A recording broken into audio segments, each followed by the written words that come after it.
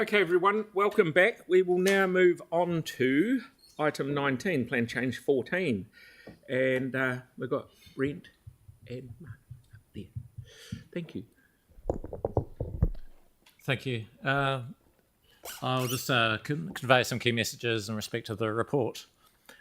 This is a request for Council to resolve to ask the Minister to issue a notice to pause the process for Plan Change 14. Urgency would be sought from the Minister in seeking a Gazette notice to allow Council to pause. Until that notice is received, however, staff would need to continue working on the plan change ahead of hearings resuming on the 30th of January. The plan change was notified in March this year to respond to the government's mandatory direction in terms of the medium density residential standards and the national policy statement on urban development. With the coalition agreement and 100-day plan expressing that MDRS would be optional, Council may want to change its approach. Staff can repurpose and use work to date, including the evidence filed for Plan Change 14, for the purpose of any future plan change that takes forward parts or all aspects of Plan Change 14. By asking the Minister, it does allow for the Minister to align Council's process with the government's timing for legislative change. Just on two related matters, there is within Plan Change 14 matters that are considered through other plan changes as well. And just to respond to matters arising, if PC 14 is paused, staff think it would be beneficial to report back with urgency on advancing a coastal hazards plan change. And secondly, to continue with Plan Change 13 on heritage. Thank you. Okie doke. So that's good. Well, before we start questions, I'm happy to move it, and Councillor Scandrett is happy to second it. Have we got any questions? Right, Councillor Kokar. Yeah, fine. I've got 3 questions. If we were not to pause today, how long would it take to start the work on Plan Change 12 to really get that going?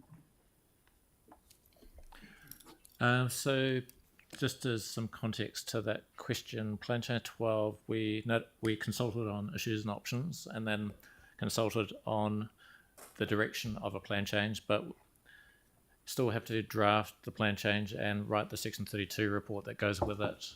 We have done a lot of technical work in the background. Just to clarify, you said if we continue with Plan Change 14. Yeah.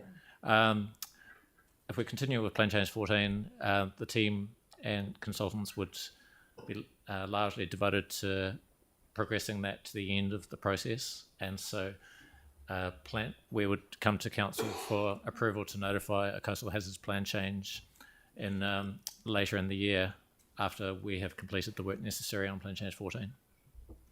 The timing of which I'd suggest the 3rd quarter, if not earlier, with some urgency. Mm-hmm.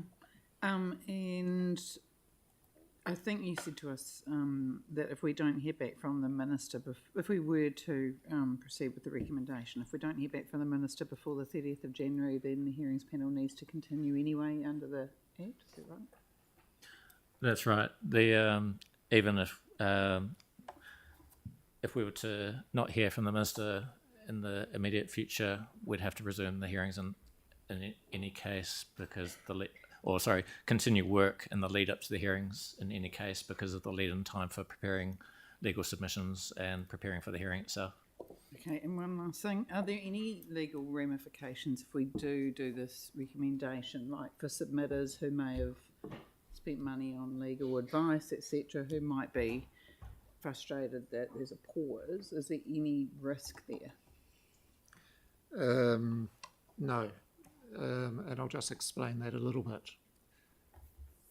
The current government says that it's going to make medium density residential standards optional.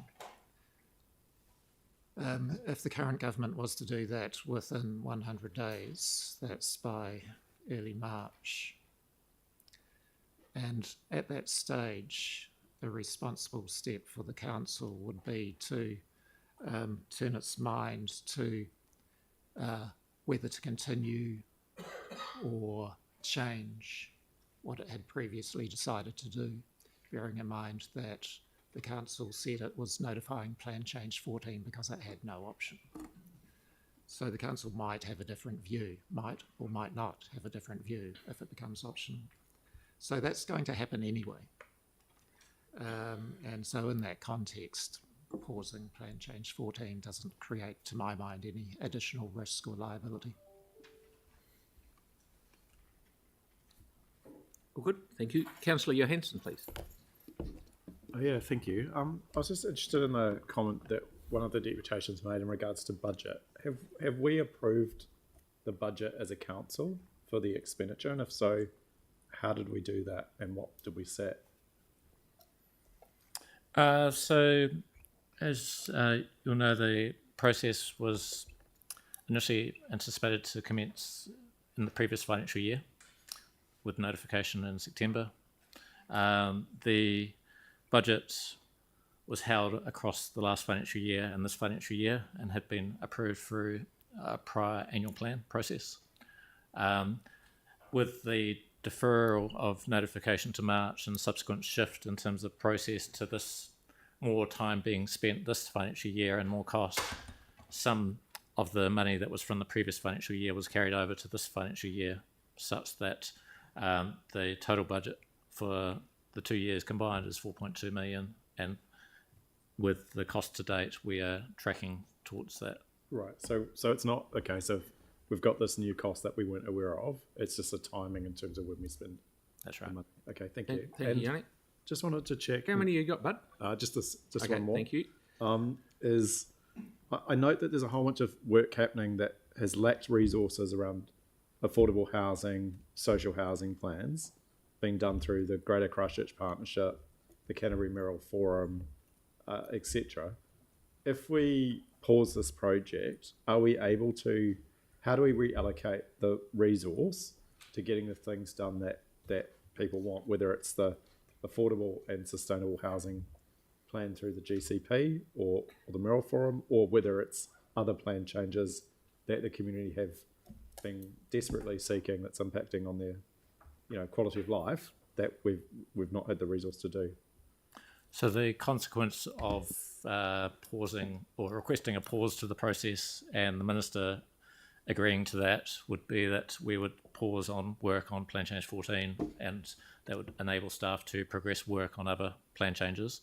And at a future date, depending on what comes with any pause, whether Plan Change 14 is resumed or taken forward as a new version, will impact on capacity. But with the pause, we would shift resource to progressing those other plan changes that have been waiting.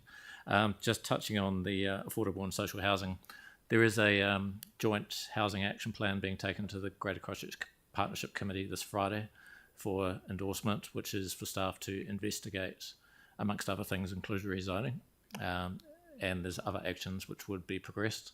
They may or may not give rise to a plan change, but we have committed to those actions within the action plan at a staff level, pending the GCP's endorsement. Thank you, Councillor Johansson. Councillor Simpson, please. Thanks so much. Could you please just outline for us the link between plan changes 14 and 12? So my understanding is that it was not only the resources being taken up with plan change 14 with the addition of NDRS, but actually some of the decision making that will come from plan change 14 that has led to the delay in notifying our coastal hazards plan change. So we have a current district plan which allows intensification in defined areas, namely around around the central city and commercial centres. That intensification is enabled in areas that are exposed to coastal hazards, and our current plan doesn't have rules or mapping relating to coastal hazards in broad terms. With Plan Change 14, it was allowing for intensification much greater than what is currently allowed by our current district plan, and to a greater extent within areas affected by coastal hazards. What Plan Change 14 sought to do was bring back to limit any intensification over and above what is allowed by the current plan. So Plan Change 14 is focused on introducing qualifying matters which say within areas affected by coastal inundation and erosion, there shouldn't be intensification more or above what is allowed by the current plan. Plan Change 12 on coastal hazards is intended to go further than that and review what is allowed by the current plan. So just repeating that, Plan Change 14 is limiting intensification over and above what the current plan allows. Plan Change 12 is about limiting intensification that is currently allowed by the operative plan. Now, Plan Change 14, in introducing that qualifying matter to limit intensification, is proposing to introduce policies, mapping of those areas and rules which would limit intensification within the zones subject to Plan Change 14. What the hearings panel recommend to council and what council decide would be considered in preparing Plan Change 12, because what the panel's findings are on the evidence could be of value to assist us in developing Plan Change 12. Having said that, any future hearings panel that considers Plan Change 12 is not bound by the earlier decisions of the IHP on Plan Change 14. It's more for council's benefit of developing the plan change to consider what have been the findings on the earlier process to support the evaluation and what we notify on Plan Change 12. Does that answer your question? It does. Thanks. You're all over it. It's very good. Thank you. Okay, so no more questions. I'll put it up for debate. Have you got an amendment floating around? Yeah, I do. So I've emailed it through. It's up there now. So request staff provide advice on progressing coastal hazards district plan change PC12 with urgency. And I can either do that as an amendment, or if the mover and seconder are happy to include it, that'd be great. Add it in? Yeah. I wonder, Phil, just on that, because I think it covers it, staff would seem agreeable based on what they've said, and I can't imagine the table would necessarily disagree, but is it possible to note that PC13 with the heritage elements as well? It just captures really what Brent and Mark have said there, but is that problematic or is that doable? That if we're mentioning obviously the coastal hazards component, maybe the heritage in PC13? That one's already Yeah, underlined. that would be fine if there was an added resolution that requests staff to continue to progress Plan Change 13. It just captures what you've said, but I think No, that's quite different though. That the staff were just saying that they could continue to progress Plan Change 13 as opposed to, because that one's already notified, exactly. which is different to getting a new one off the ground. Yeah. So just noting that staff will be progressing with PC13. So Okay, put you're them comfortable both with in is what I'm hearing. That's what I was saying. You happy with that? Yep. Victoria. I've just got a question, if I can, Mr Mayor, around staff resourcing capacity to progress these other issues in the interim, recognising that there is still some work that will need to go on, awaiting the government's decision, the minister's decision. So I'd like some comfort around your resourcing level to progress the matters that we've asked for today. It depends to some extent on the minister's response, but until we hear from the minister, we continue with Plan Change 14. The work on Plan Change 14 will take priority, but as soon as we have that notice or any indication that it will be will be given time and it will be paused, we can shift resources quickly to those other plan changes. To clarify, if there is a delay in hearing from the minister, can you progress this? We can start work and commence the work on the other plan changes. Whether the two scenarios, if we hear from the minister quickly, then we can put more resource towards those others quicker and more in number. If we don't hear and the response is slow, then it delays the number and quantity of time we can give to. Thank you. I just wanted to Okay, clarify yeah, no, that so that everybody understands it. Yep, good response. So we see number 3 up there that's been added in. I'm happy. You're happy? Okay.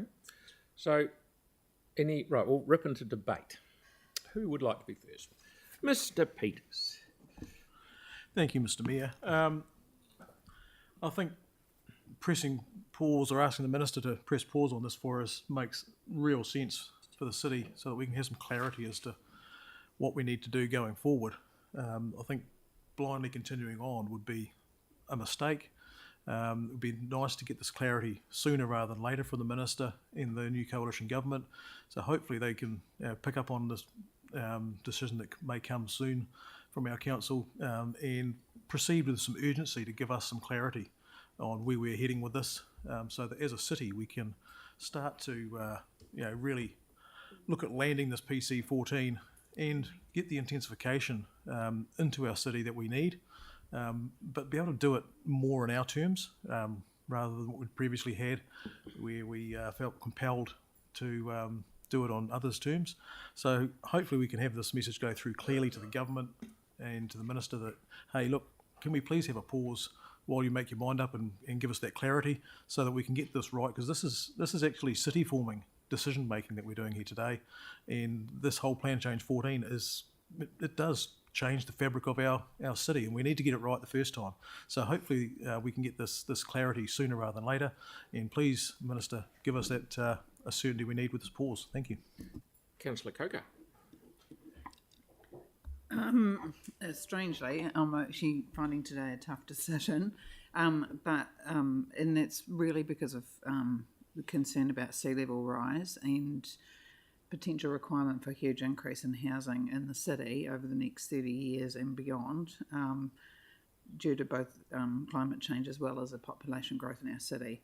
So we'll need a lot more housing away from the coast, probably at greater rates than we probably initially expected. But if we pause Plan Change 14, we may have the opportunity to plan intensification in a way that better suits the city, which is what we've been trying to do up till now anyway. And with rising sea levels in mind, and that finding that came out today to the public about how the land along the coast is subsiding at rates that are greater than expected, it's really important we prioritise the areas most at risk, and obviously those are our coastlines. So I think pausing Plan Change 14 does make sense, and by giving staff time to focus on the Coastal Hazards Plan Change 12, I think, that makes sense as it's becoming more and more urgent to focus on that first. So, Okay, thank you. Councillor Scandrett, did you have a question?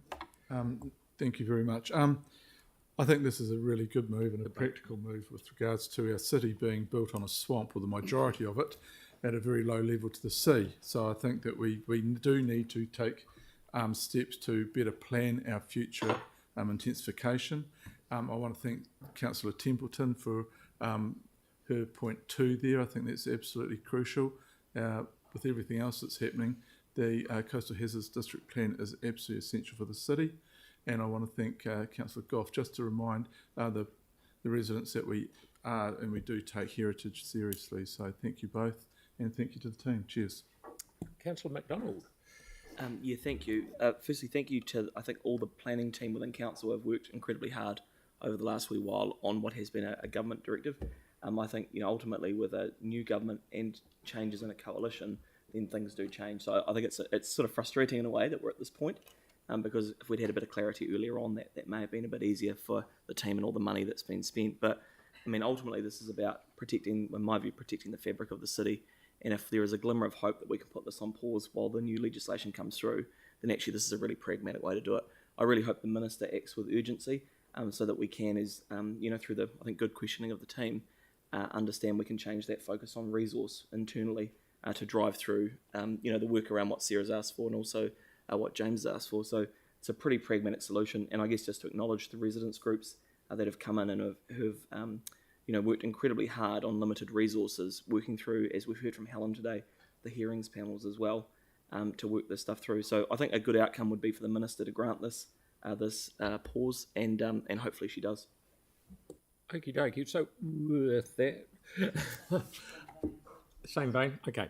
So with that, I'll put that motion. All those in favour?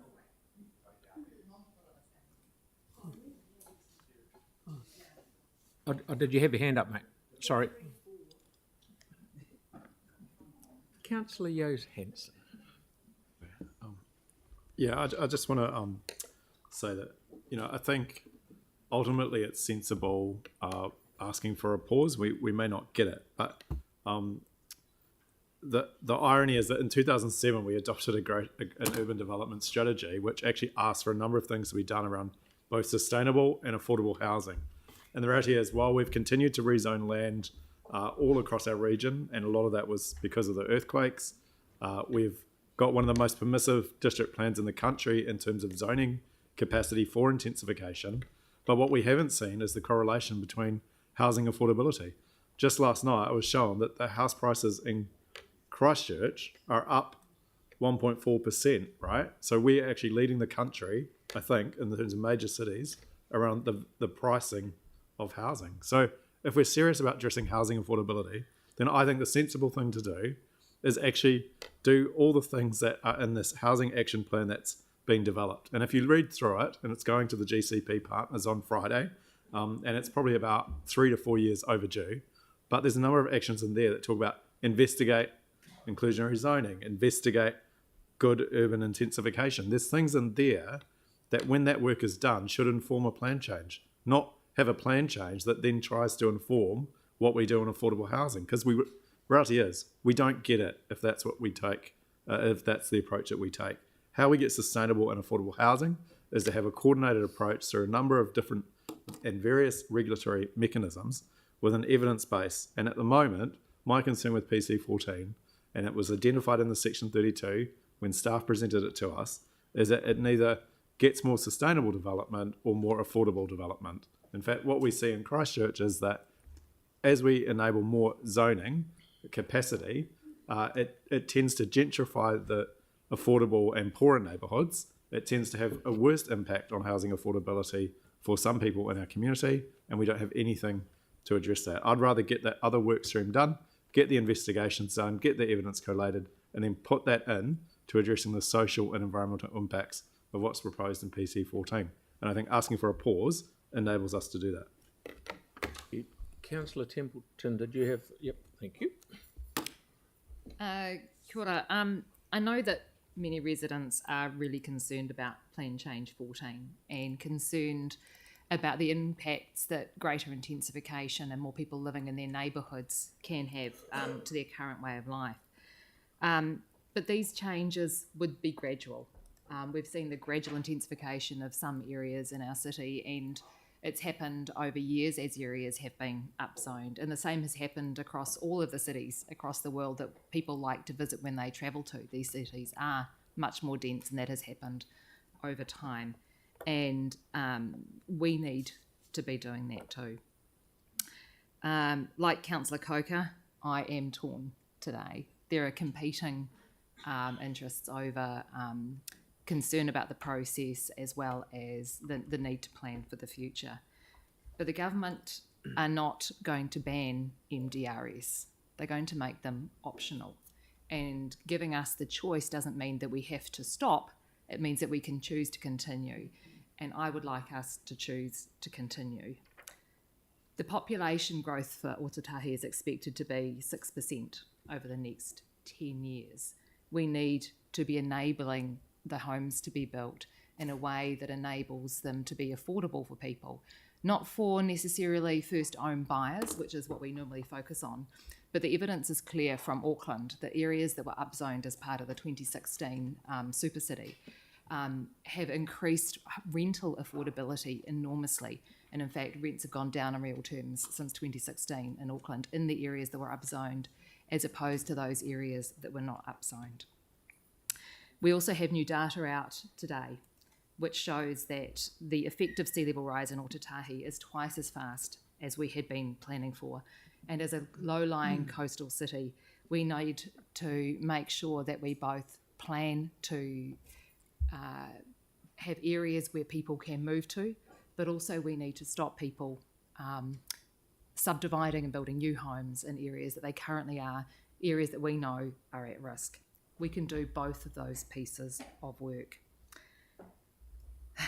There's also the costs that are involved in stopping now and even asking for the delay. We may ask for a delay and a pause for a new date and then have legislation take 6 months, a year, maybe more, and we may have to start again anyway. And putting all of those costs in for areas that we already want to upzone is unacceptable. And given that the national government were party to the original MDRS, maybe we should be sending them an invoice for the costs we've been incurred so far. Thank you. Okie dokie. So I think we're all done. I'd like to put that motion. All those in favour? Aye. Against? So record. Thank you. Yep. So that is carried. Thank you very much. Okay. So we'll move on to. Are you supportive of the coastal hazards part that you wanted to put on?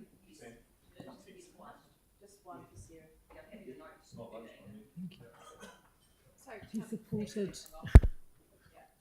Resolution 1. Yeah. Good spotting. Okie doke. So we'll move on to item number 20, Central Plains Water Trust